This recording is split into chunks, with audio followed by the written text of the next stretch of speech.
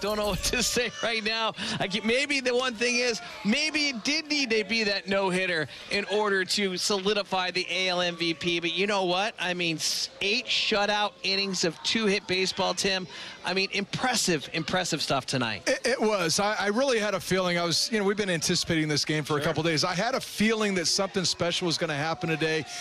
I don't know, maybe it's because I'm so wrapped up in all the other stuff. I don't know if Ohtani was thinking that or not, but I just had a sense that, boy, if he could come out here and do really something special, like throw the no-hitter. And I did call it in the pregame show, so I was, Of course you did. But no, he had it. I mean, he was throwing one of those games, and Garrett, you face the guys like Pedro or Randy Johnson. There's something about those guys when they feel they have it, and you get it like the second or third inning, you're like, uh-oh. They're like taking it up a notch. And I really thought I saw that from Ohtani here tonight, too. It was really a phenomenal outing. He was that close to finishing off that eighth inning, and then, who knows what would happen. Another RBI, 14-game hitting streak now. I mean, basically continues to match everything we talk about. He's like, you know what, guys? I'm going to take it one step further. Yeah, we're truly spoiled. I mean, to watch this guy, I mean, you can't say anything more than that. But I was opposite of Tim. I was thinking more of, this could be a game that you think it should go well.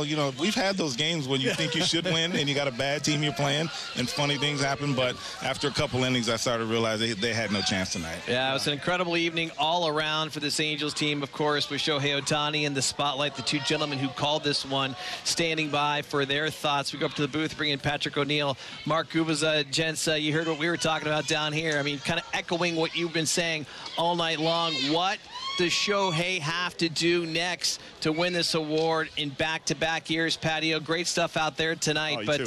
My goodness, you guys, so much fun. I'm out of things to say about what he does. I mean, take it away. I know how you feel, Frenchie, for sure. And what does he have to do to win the AL MVP? I mean, in our opinion, I think he's already won it. There's never been a season like this before. But as far as Gooby is how I felt tonight, we had that no-hitter with Reed Detmers. This is my first year in the booth with you, right? I'm like, Reed Detmers in his 11th start, that came out of nowhere. When this was happening here, we know how dominant Shohei Ohtani. I really thought he was going to get it. I didn't want to get those feelings, because you want to play it cool.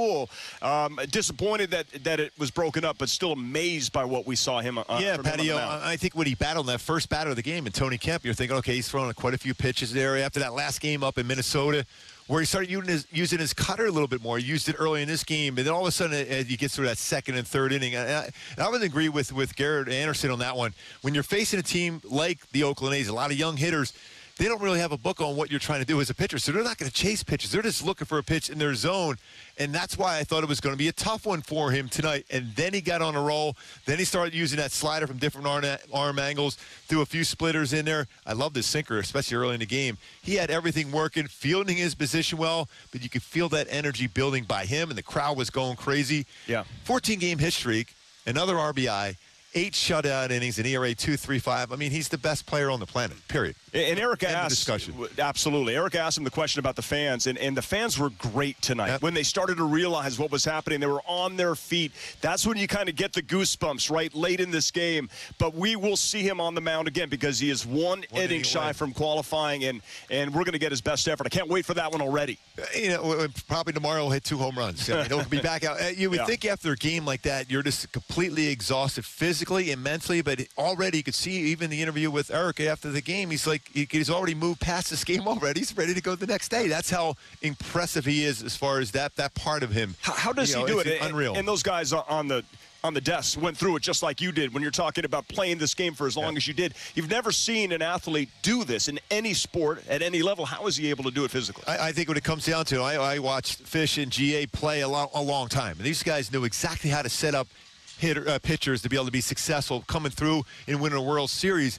When you see that, when you see a player doing what he's doing, even Mike Trout, you can see he's in awe of him. I mean, Mike Trout, arguably one of the greatest players the game has ever seen, but what Shohei is doing on the mound, what that takes out of your legs every time you're out there, what you're doing throwing the baseball. But here, again, the mind is always like, are you tired? And every day he goes in, I want to play every day. I want to win.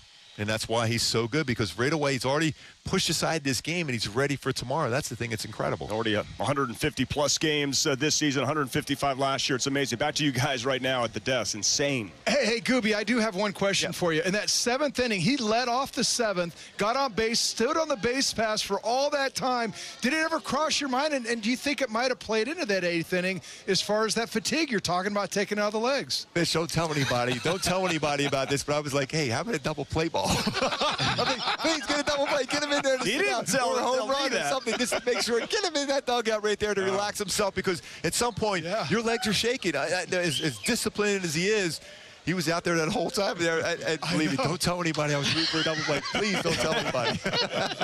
Here's the difference.